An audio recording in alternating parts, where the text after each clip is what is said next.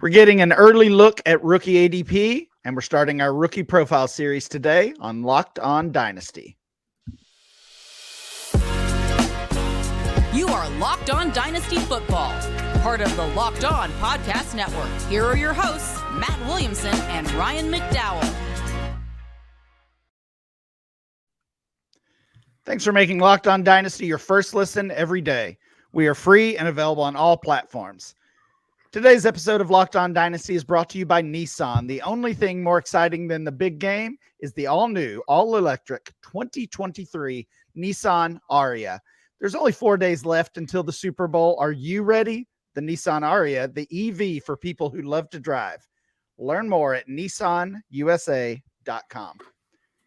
Welcome to the Locked On Dynasty Football Podcast. I'm your host, Ryan McDowell. You can follow me on Twitter at RyanMC23. Joining me, as always, is Matt Williamson. Find Matt on Twitter at WilliamsonNFL. Matt, how's it going today?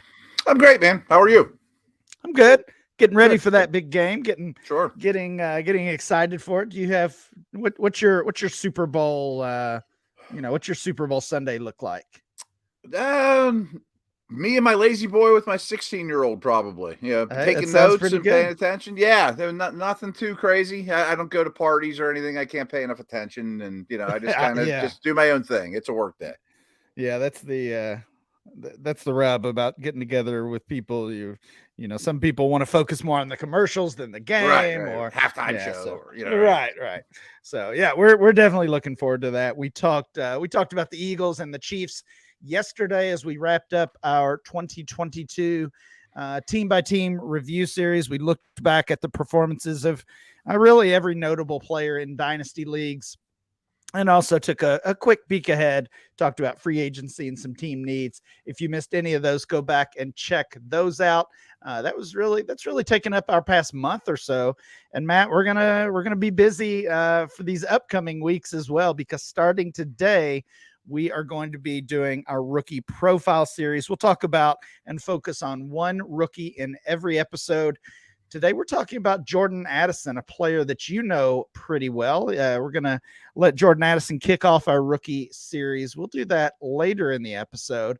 I thought, though, since we're starting with some rookie talk, starting these profiles, we would take a look at some early rookie ADP. And I think there's probably a few surprises here. This is, honestly, I was going to give credit. I'm not sure where I found this. It might have been, It could have been Twitter. It could have been the Dynasty, a Dynasty subreddit.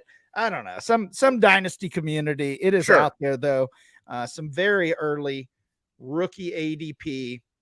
This is Superflex ADP, and we'll just go through the first round here, and we'll talk really some kind of 20,000 foot view stuff here, some overview, and see what really stands out to us. Number one overall. And this is Superflex, just so people know. Yes, this is Superflex. Number one overall, no surprise here. It is Bijan Robinson, even in that Superflex format. I think right now, if you're drafting this early, whether it's a mock draft or maybe you're doing a very early startup with rookies included, you're doing a super early rookie draft. I know there's a few leagues out there that does that. Bijan Robinson is your 101. No surprise there.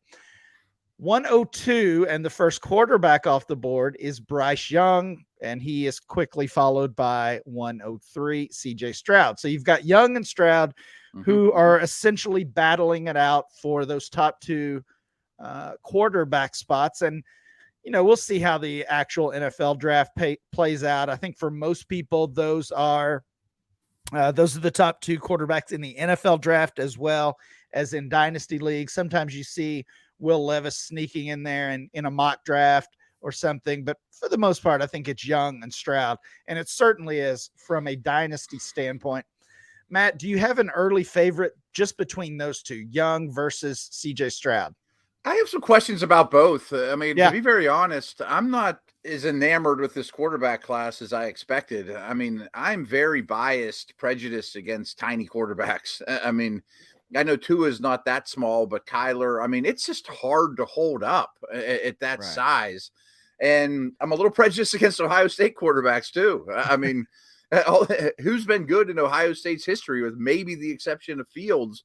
And Stroud played his best game against Georgia and finally showed that he can move around. He's willing to move around, and that's encouraging. But I think he's had it. Both these guys have had it a little bit easy in college.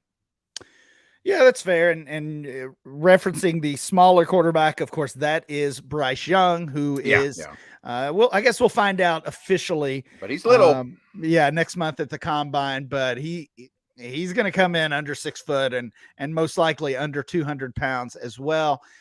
So there's some concern there. I think that's the primary concern with Bryce Young is his size. You hit on something that just kind of being underwhelmed. And that's really why I wanted to start this entire conversation of our rookie profiles with this ADP. That seems to be kind of the growing sentiment across the Dynasty community is maybe this class isn't quite as good as we thought it was going to be. And, we hyped this class up, and I say we, not just us here on this show, but really the entire Dynasty community has been looking forward to this class for a couple of years now. And I mean, you'll remember last year, we just wanted to fast forward and totally skip that 2022 class, which ended up being pretty strong, by the way. Right. Especially receiver, we just couldn't, we couldn't wait to get to 2023. And there was kind of the known commodity of Bijan Robinson, and there's some nice wide receivers, and the quarterbacks were looking good. And now that we're here, it's like the shine has kind of come off these guys other than Bijan really quickly. And, I'm kind of feeling like I want to go the opposite direction, right? If you went against the grain last year and you bought all those rookie picks that people were desperately trying to get rid of, there's a good chance you really hit on some nice values, especially with those wide receivers that were coming off in the first round. Some nice values at running back and at tight end in the second and even third round. If we get to a point where we're seeing the value drop on these 2023 picks, especially first rounders, that's going to become an easy buy, in my opinion. I hear you. And I need to preface this by saying, I mean, it's only early February. I have a lot more homework to do on all these guys, the class as a whole. But, the next guy on this list is Jackson Smith-Njigba. And, everyone's talking about, well, he's even better than Wilson and Olave. I'm like, if he turns into either one of those in his rookie year, that's a home run. I mean, I'll be shocked if he has as good a rookie year and looks as promising 1 year from now as his former teammates. And the one thing I really showed up, especially with all my Senior Bowl homework, was this tight end class looks really exciting, but none of them are even the top 12. I mean, they're not Kyle Pitts. Right. Really what looks like a deep and a strong tight end class top to bottom. But, maybe we'll see Michael Mayer there. He's not in the top 12 in this early ADP, but he could certainly be a first rounder in those Dynasty rookie drafts. Let's finish up this ADP. You mentioned 4 overall Jackson Smith-Njigba. He is the wide receiver 1 in this class as of right now. At least he's going to have some competition for that, in my opinion. 1.05 is the next running back off the board, Jahmyr Gibbs, of course, formerly of Georgia Tech, transferred to Alabama and finished out his college career there. Great pass catcher is Jahmyr Gibbs. Couple more wide receivers at 6 and 7. Quentin Johnston is 1.06, and Jordan Addison, the player that we're going to focus on today, is the 7th player off the board. And next, you hit on a couple players we're going to hear a ton about over the next 2 or 3 months, because the Dynasty community, the NFL draft community, the NFL in general seems to be split on both of these players. Anthony Richardson, quarterback from Florida, is at 8, and Will Levis, quarterback from my Wildcats, University of Kentucky, at 9. And as I said, both of these players, for different reasons, look like they have some very high upside, but there are some serious concerns about both of those players as well, with turnovers, with accuracy, with decision making. As I said, we'll get right. Yeah, we'll get into every single one of these rookies, each one of these guys that I've named, and so many more will have a show of their very own. As I said, this is just the beginning. 10, Zach Charbonnet, running back from UCLA, formerly of Michigan. Kayshon Boutte from LSU, wide receiver, is 11. And Zach Evans, TCU, and then finished out his career at Ole Miss. He is the 12th player off the board. So that's your early rookie ADP. As I said, we'll hit on every single one of these, and we're going to start today with Jordan Addison right after this. Folks, I've told you about Ultimate Football GM before, and it's right up my alley. I mean, since I can remember, I've wanted to assemble an NFL team, and when I was 6, 7, 8 years old, reading Mel Kiper's Blue Books and things like that, anything I get my hands on, pre-internet, so I think you really need to check this out. So all this is in a very challenging, realistic game world. Ultimate Football GM is completely free and playable offline. You can play on the go as you want and when you want to. We created a Locked On League for you to compete against, Locked On fans all over the world. Can you be the ultimate Locked On Football GM? Choose the Locked On League in the app to join. Can you create a football dynasty? See if you can get that going. I think you can. Locked On Dynasty listeners get 100% free boost to their franchise when using the promo code Locked On, all caps, in the game store. That's Locked On. So make sure you check that out today. To download the game, just visit ultimate-gm.com or look it up on the app stores. That's ultimate-gm.com. Ultimate Football GM. Start your dynasty today. Thanks again for making Locked On Dynasty your first listen every day. Subscribe to the Locked On NFL podcast and get daily conversations on the biggest NFL stories, plus in-depth analysis on the biggest games with NFL key predictions every Friday. And Monday, local insiders cover the weekend with game-to-game episodes. Locked On NFL, available on YouTube and wherever you get your podcast. Matt, let's talk about Jordan Addison, the wide receiver from Southern California, formerly from Pittsburgh. You'll notice a lot of those formerlies. We have seen the transfer rules, the transfer portal continue to make such a big impact and have such a big impact on these incoming NFL players. So many of the players I just mentioned in that ADP were players who transferred and finished their college career at another school versus the one they started at. And Addison is an example of that. As I said, Pittsburgh, and then 1 year at USC. He's a 6 foot tall, 175 pound wide receiver, 21 years old, just turned 21 actually, late last month. So a young player entering the league. Yeah. And Matt, I know, being there or starting his college career in Pittsburgh, I know you got to see maybe a little more of Addison than you did some of these other players through their college career. We'll get into some of the specifics about Addison, the numbers he put up and what his profile looks like, but getting to check him out every Saturday there for a couple of years as he started at Pitt. What are your kind of overall views of Addison as a player as he makes this move to the league? Yeah, and I don't watch Pitt in college as much as I'd like to during the season because Saturdays are Target, Bed Bath Beyond, being a non-football person for the day.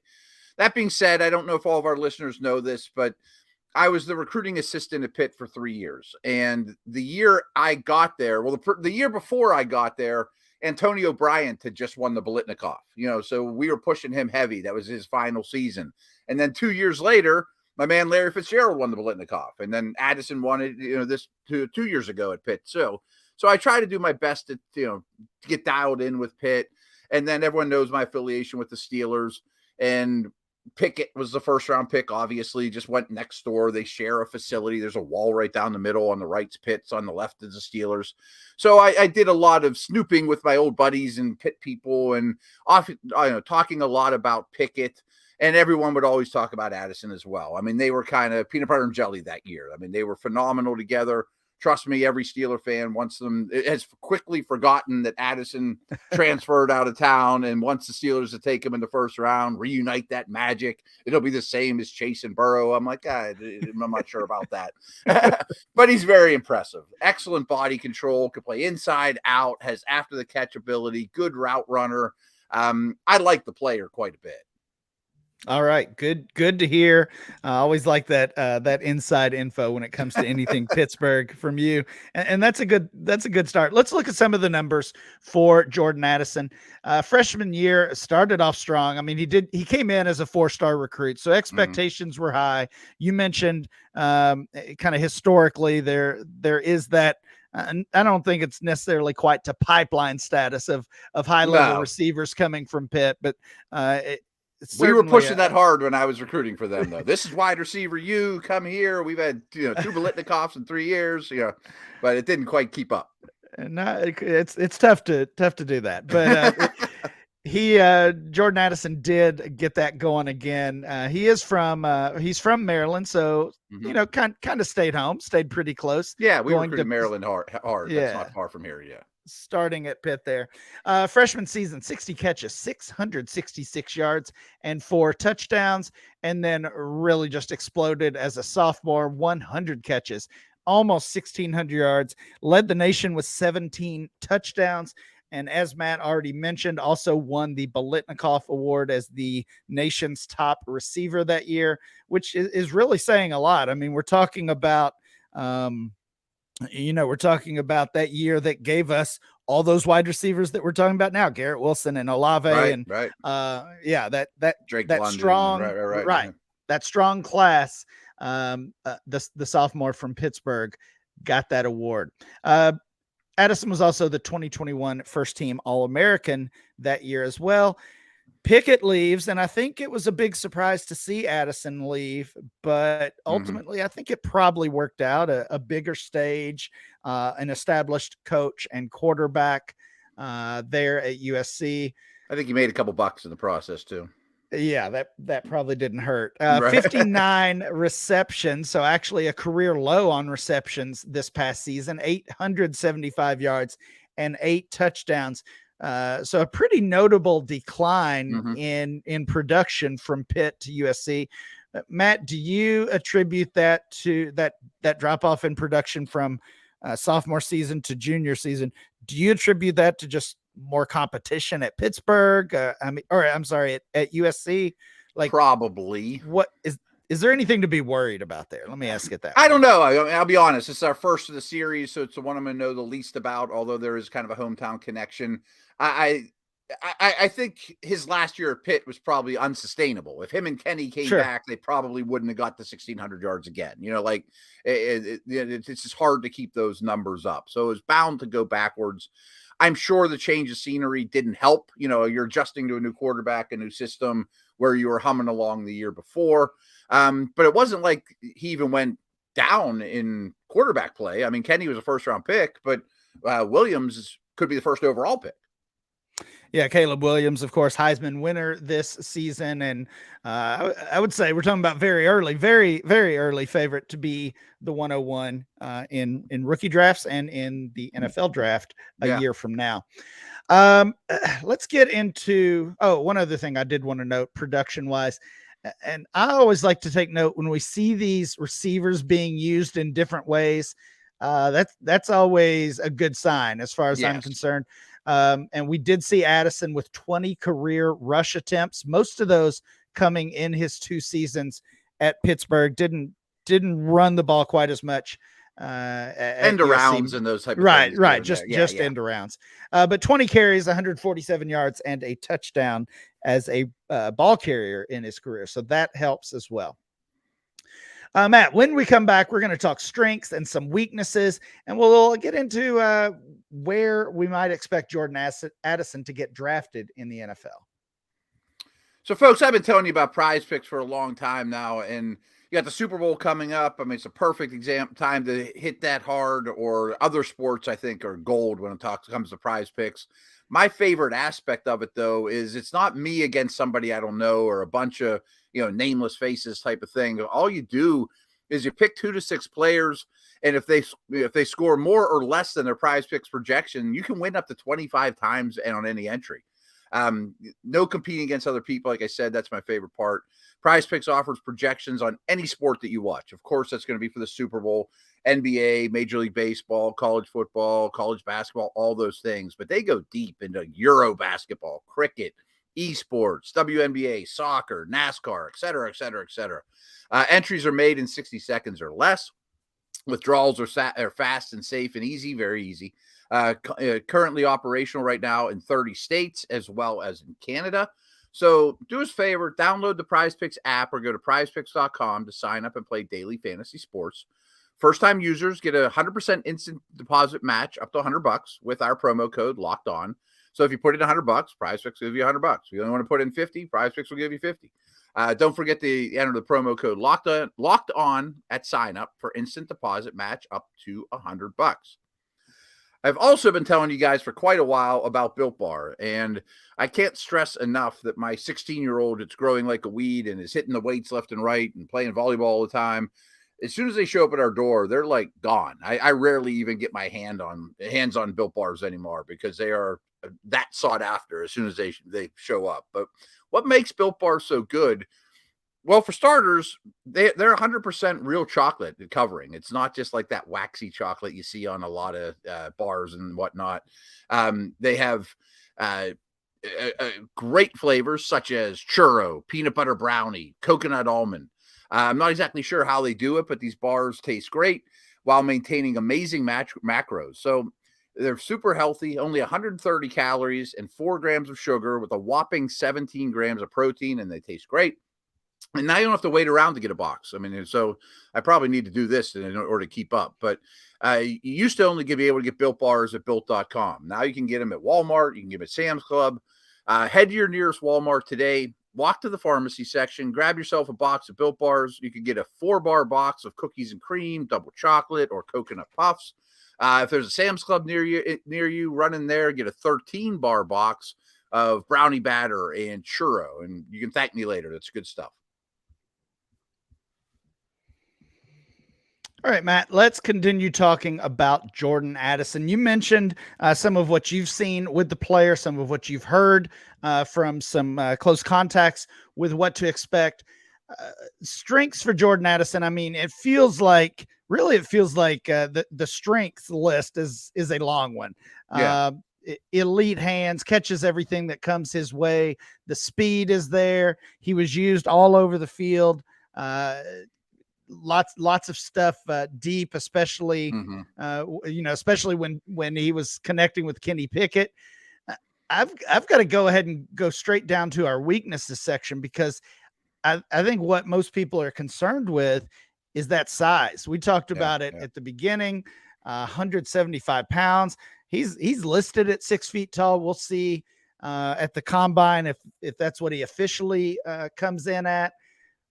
But I'm just worried about, the kind of the same conversations we had with Devontae Smith and some of these other players. And of course, that's looking like a non-issue at this point, the way Smith has played. But I think it has to be a conversation.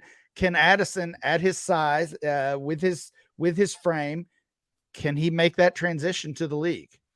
Yeah, and it's a worry. There's no doubt about it because one of the other notes here is he has not faced a whole lot of press coverage. These long arm corners are going to bang him around. And it was like the second day I was on the job with the Browns, and both the defensive back coach and the wide receiver coach was coaching us up saying, you need to watch every snap of press coverage. And if that's a weakness that he can't overcome, it will derail him. But you mentioned Devontae Smith, and there's many examples now of smaller, skinnier guys that are successful now that I don't think would have been 10, 20 years ago. I mean, the schemes people are using, the rules are a little more advantageous to those guys.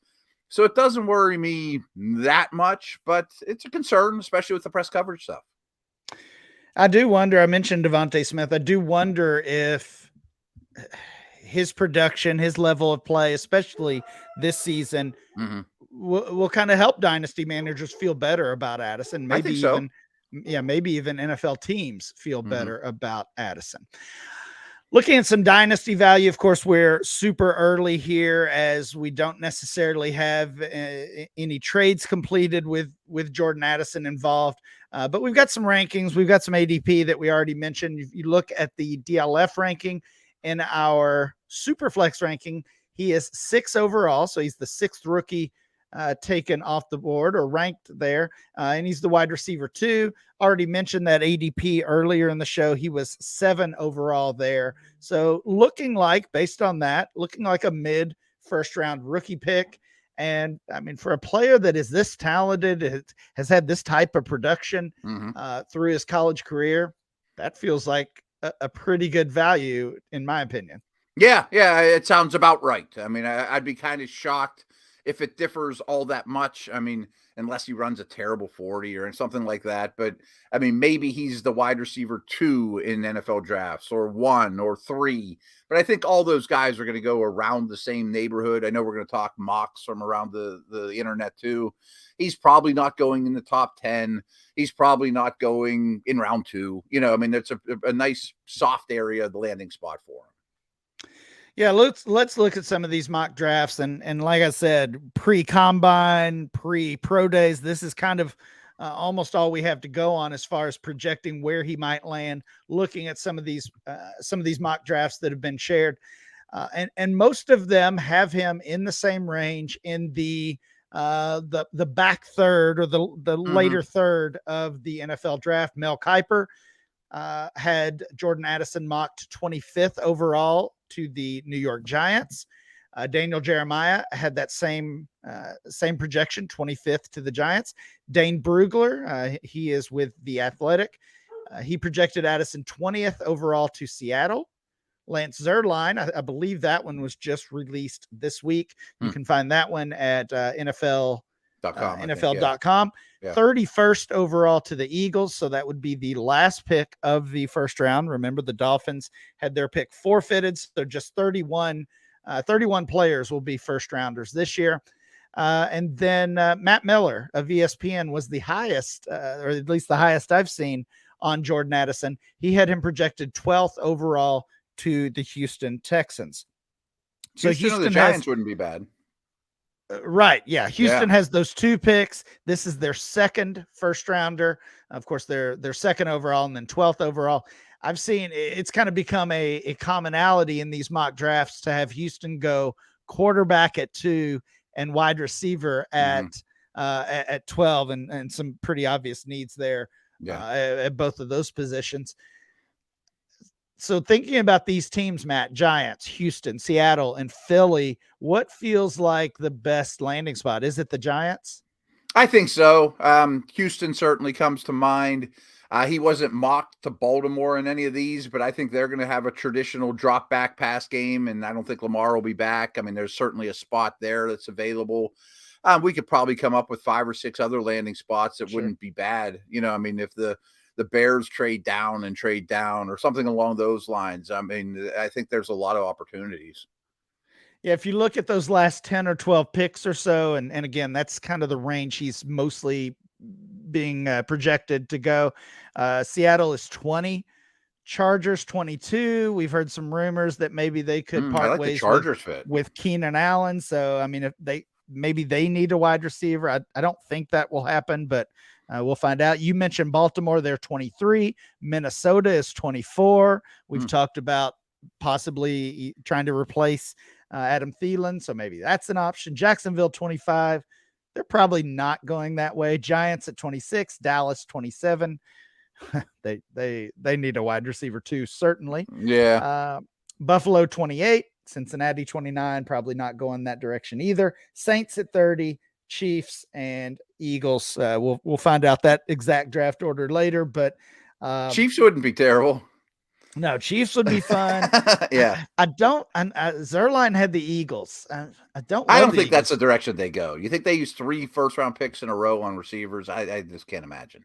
Yeah, that would surprise me for sure. And I mean, you would have to look at him. I mean, we've compared him already to Devontae Smith. I don't think they want 2 players kind of in that same mold either. Right. that aren't much of run blockers either, you know? Right. He would essentially be stuck behind Smith and A.J. Brown, not to mention Dallas Goedert. So outside of Philadelphia, I could kind of get on board with any of these other landing spots we've mentioned. Giants, he would have the opportunity to be really the top target from day one. Same thing with Houston. So a lot of soft landing spots for Jordan Addison when it comes to his dynasty value. I thought Minnesota was interesting as well. Yep. And then my last nugget on him was kind of like to see him in a dome. You know, I don't want him plodding around in Chicago or his style of play, you know, might be dome, might be a little boost. Yeah, that's a good point. That will do it for today's show. Please make sure you download and subscribe to the podcast on Apple Podcasts, Spotify, or wherever you get your podcast. Subscribe to the Locked On Dynasty channel on YouTube. Remember to follow the show on Twitter at Locked On Dynasty. Follow Matt at Williamson NFL. And I'm Ryan, MC23. We'll be back next time with more Locked On Dynasty.